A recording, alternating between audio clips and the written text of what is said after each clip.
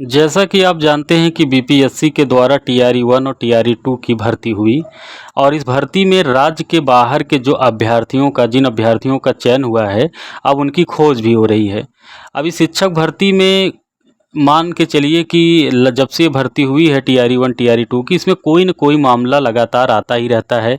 चाहे जो है ये अंक लाभ से संबंधित हो या फर्जी प्रमाण से संबंधित हो, कोई न कोई मामला लगातार चर्चा में ही रहता है। अब इस समस्या का समाधान का निवारण अब यह है कि एक नोटिस जारी हुई है, जिसमें कहा गया है कि दूसरे राज्य के जो समस्त टीचर हैं, उन सभी के प्रमाण पत्रों की जो है पुनः जाँच कराई जाएगी। इसके लिए जो है जितने भी राज्य के जिलों के बीओ हैं, सभी को आदेश दिया गया है। कहा गया है कि पूरा मामला क्या है, हम आपको बताते हैं कि बीपीएससी से नियुक्त सूबे से बाहर के शिक्षकों की खोज इसलिए हो रही है कि जिले में कितने शिक्षक सूबे के बाहर के हैं, उनकी सूची के साथ ही उनके प्रमाण पत्रों की जांच का आदेश दिया गया है। बीपीएससी पहले और दूसरे चरण में नियुक्त शिक्षकों का मामला यह है कि राज्य के बाहर के अभ्यर्थियों को किसी भी तरह के अंक में आरक्षण का लाभ नहीं मिलना था। अब बात यह आती है कि नहीं मिलना था तो मिल कैसे गया।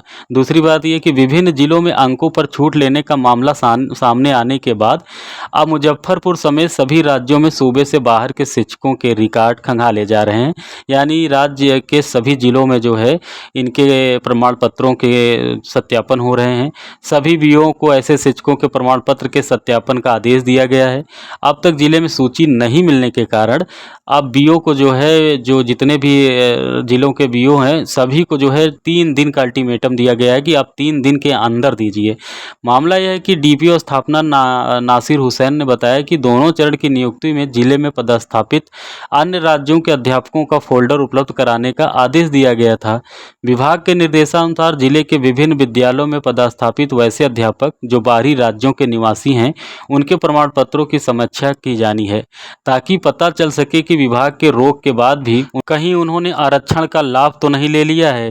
डीपीओ ने कहा कि काउंसलिंग के समय जिले के 1 दर्जन से अधिक ऐसे अभ्यर्थियों को हटाया गया था। अगर आप सवाल यहाँ पर यह है कि काउंसलिंग के समय अगर 1 दर्जन अभ्यर्थियों को हटाया गया था, तो राज्य के विभिन्न जिलों में ऐसे अभ्यर्थियों का चयन हो कैसे गया। तो मामले की जांच यह भी करनी है। ठीक है, दूसरे राज्य के अभ्यर्थियों की आप प्रमाण पत्रों की फिर से जांच कीजिए, लेकिन यह भी जांच करने का विषय है कि बिहार के उन समस्त अधिकारी जिनके माध्यम से इनका चयन, जिनकी काउंसलिंग हुई है, उन अभ्यर्थियों की भी उन जो है अधिकारियों की भी जांच कराना सुनिश्चित किया जाए।